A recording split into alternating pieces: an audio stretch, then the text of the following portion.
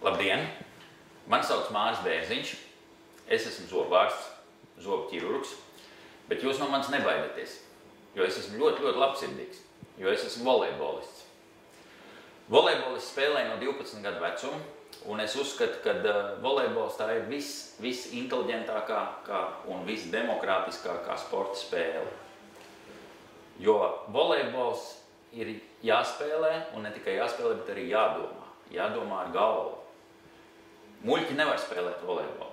Un nevēl visi cilvēki, kas ir spēlējuši volejbolu, visi dzīvē ir kaut ko sasnieguši. Starp citu, arī nākamais valsts prezidents ir nevis basketbolists, bet volejbolists. Tā kā es uzskatu, ka volejbols ir jāspēlē. Un latviešu tautai ir ļoti bagātas un senas tradīcijas. Mums ir 5 olimpiskie čempioni. Mums ir 4 vicečempioni.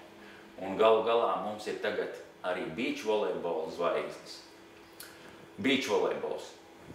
Nu, kas var būt skaistāks? Saule, jūra, jautras čalas, skaistas meitenes. Un būsim atklāti, nekas jau daudz nav vajadzīgs.